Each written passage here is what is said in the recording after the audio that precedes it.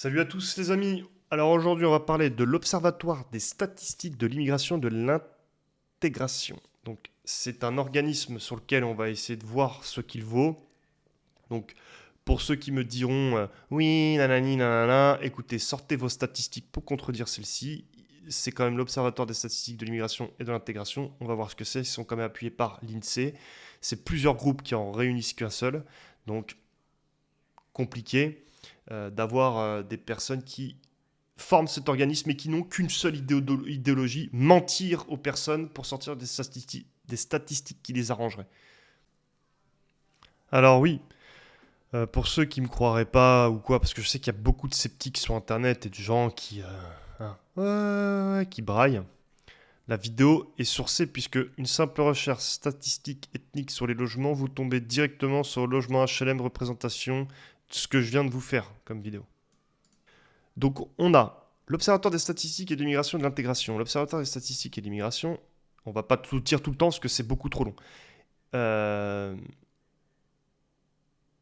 était un organisme public français chargé de rassembler des données fiables sur le flux migratoire en France, données auparavant dispersées entre plusieurs ministères. Donc c'est-à-dire qu'avant, c'était beaucoup plus compliqué parce que là, il y avait des idéologies qui arrivaient puisque c'était dans plusieurs ministères.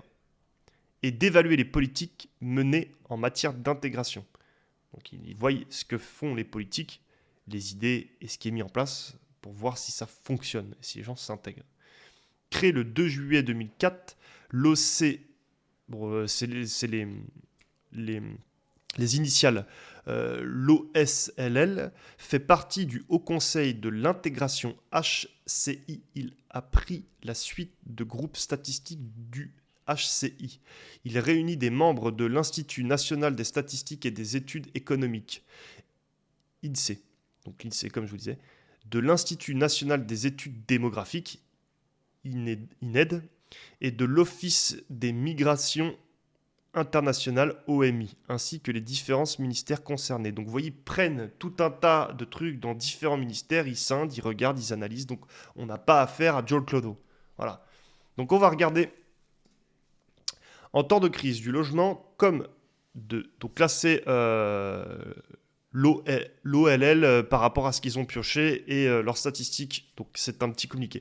En temps de crise du logement comme de dérapage des finances publiques, une question a curieusement échappé au débat public, celle du logement social, plus pour très longtemps, dans une collaboration inédite. Donc vous voyez, on a une collaboration inédite. La Fondation pour l'innovation politique, Fondapol, dirigée par Dominique Régnier, et l'Observatoire de l'immigration et de la démographie, OID, mené par Nicolas Pouvromonti, signe une note édifiante que révèle Le Point sur la réalité que cache le modèle, sans aucune équivalence en Europe. Donc c'est-à-dire qu'il n'y a que en France. Des HLM dans son étude fouillée, le préfet Michael Auboin, ancien inspecteur général de l'administration et directeur de l'accueil et de l'intégration des étrangers, dresse un bilan du logement social extrêmement coûteux, à hauteur pour l'État de 34 milliards d'euros par an. Donc pour vous, parce que l'État, c'est vous qui donnez l'argent. Donc en fait, les logements sociaux, il en faut, mais il ne faut pas que ça coûte 34 milliards par an. Il y a un problème là. 34 milliards par an, il y a un pépin. Donc il y a une problématique. Que font les gens dans les logements sociaux? Moi je le sais. Hein. Ils ont pris le hall pour des chiottes. Celui-ci se révèle profondément inefficace en ce que les plus modestes n'y ont pas accès. Seulement 11% des Français non immigrés en bénéficient. Alors qu'il y a 11% des Français non immigrés. D'accord? Donc, à mon humble avis, je sais pas. Alors, est-ce que c'est 11% des Français, ça regroupe du coup euh, les personnes de nationalité française avec des origines, ou est-ce que ça regroupe que les Français? A contrario, ces critères d'attribution conduisent à une surreprésentation des étrangers extra-européens parmi ces bénéficiaires. Ainsi, 57% des étrangers et descendants d'étrangers en provenance d'Afrique saharienne résident en logement social, à l'image de la moitié des immigrés algériens et de leurs descendants, avec un taux de rotation annuel des occupants inférieur à 7%. Le modèle se révèle parfaitement inéquitable, au point de créer une rente de situation pour de nombreux de ces bénéficiaires qui, grâce au droit au maintien dans les lieux, y restent parfois sur plusieurs générations. Ben oui, parce qu'en fait, il faut savoir qu'il y a des business, il y a des choses qui font que quand vous avez un logement social, que vous arrivez par exemple à aller à la maison de retraite, ou que vous allez vous bloquer comme ça, il faut savoir que quand vous allez être bloqué, que vous allez partir, parce que vous êtes bloqué, vous êtes obligé de partir, et ben vous pouvez refiler le logement social à quelqu'un de la famille. Et ça peut se faire très régulièrement, enfin ça peut se faire sur plein de temps, donc le logement ne sera jamais restitué à une nouvelle famille ou à d'autres gens. Il y a vraiment des business là-dedans, hein. Il y a des mecs qui font vraiment même des locations de logements sociaux alors qu'ils sont eux-mêmes locataires. Enfin, c'est fou. Euh, Là réside pour Michael Auboin la plus grave anomalie du système français. Loin de favoriser la mixité sociale, il aggrave les fractures territoriales jusqu'à devenir un frein à l'intégration. Le phénomène de concentration qu'il engendre accentue le caractère communautaire de quartiers entiers, souvent abandonnés à eux-mêmes pour l'auteur de 40 ans dans les cités. Presse de la Cité 2019. L'urgence est un moratoire sur le logement social et à une refonte des lois SRU et DALO. Donc c'est fou quand même, hein. Je ne vais pas rajouter plus, tout a été dit. Donc maintenant on va regarder un graphique. Donc graphique, source des données INSEE, immigrés et descendants d'immigrés, conditions de logement, publication du 30/03/2023, par des immigrés et des descendants d'immigrés vivant en logement social par origine, données de 2019 à 2020. Donc on a en rouge les immigrés et en orange les descendants. Donc vous voyez le graphique, c'est catastrophique, c'est ouf. 57% des Africains subsahariens vivent en France, bénéficient d'un HLM contre seulement 11% des Français d'origine française et 8% des Chinois. Source de l'INSEE et de l'Observatoire. Jusqu'à maintenant, je vous laisse. Donc là, au-dessus de moi, ici, on a donc 49% d'immigrés algériens et en descendants 44, Maroc, Tunisie 44 d'immigrés, 38 de descendants, africains, sahéliennes, descendants, migrés 57, descendants 63, Afrique, Guinée ou centrale, immigrés 52, et pour l'autre 47, Asie du Sud 14 et 13 pour les descendants, Turquie, Moyen-Orient 39 et 27 pour les descendants, Chine, c'est marrant, 8 et 0 de descendants. À croire que les Chinois ils ont débarqué hier, ils n'ont pas encore fait de descendance. Tu vois. Incroyable. Europe du Sud, autre pays de l'EU, français sans descendants, migratoire 11%. Donc on voit clairement que ce graphique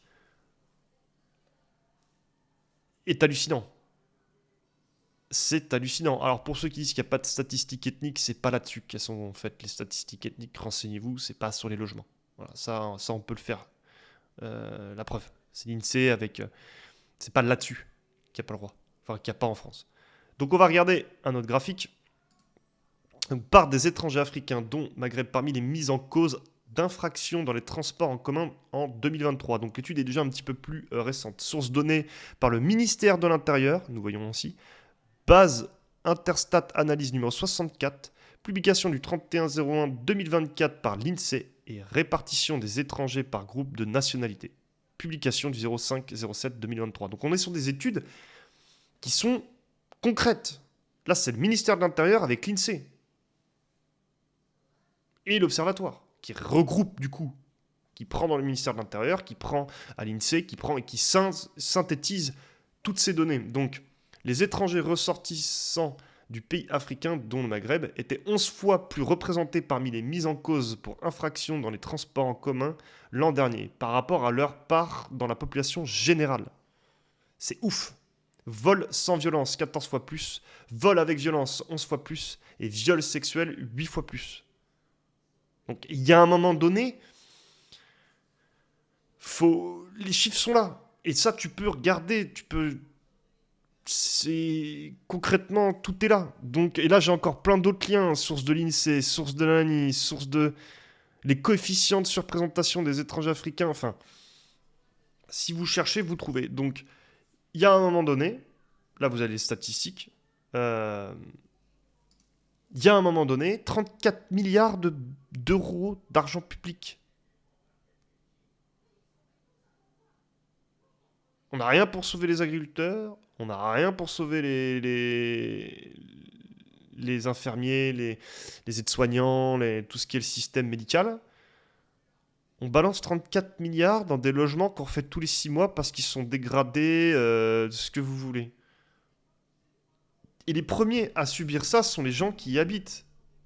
Parce qu'un arbre qui tombe fait plus de bruit qu'une forêt qui pousse. Donc il suffit qu'il y ait 10, 20, 30, 50 individus qui foutent la merde dans ce quartier alors que tout le monde se comporte bien, mais comme on l'a vu, ils sont la surreprésentation des personnes d'Afrique générale hein, dans les quartiers, fait qu'en fait ils se stigmatisent eux-mêmes.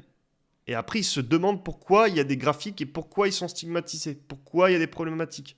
Et après, ils vont dire, comme sur les plateaux de CNews ou autres, facho, facho, facho. Mais en fin de compte, mec, il y a tout.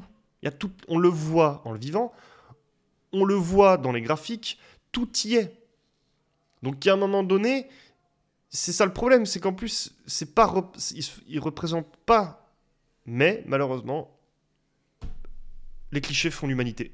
Et malheureusement, c'est comme ça.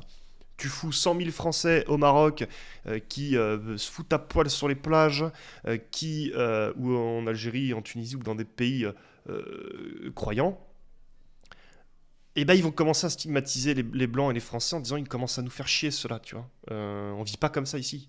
Il y a des lois, il y a une croyance, il y a des choses à respecter. À chaque fois on les voit, ils nous font des... Parce qu'il y a des gens qui vont investir, qui vont faire des trucs. Et puis moi, mettons que je suis un auto-entrepreneur, je veux commencer à débrider, à sortir une marque de lingerie française au Maroc, et je commence à vouloir faire des pubs sous les abris de bus ou quoi, de mes lingeries, de mes machins. Les Français arrivent, changent le paysage, arrivent sur les plages et se mettent pratiquement à poil. Enfin, toutes ces choses-là, je dis pas qu'ils le font pas, attention, je sais que, par exemple au Maroc, ils se sont énormément débridés, mais c'est un exemple. Il y a d'autres pays où ils sont très extrémistes et c'est pas comme ça que ça se passerait. C'est un exemple. Donc, faut respecter. Et le problème, c'est que c'est le bordel.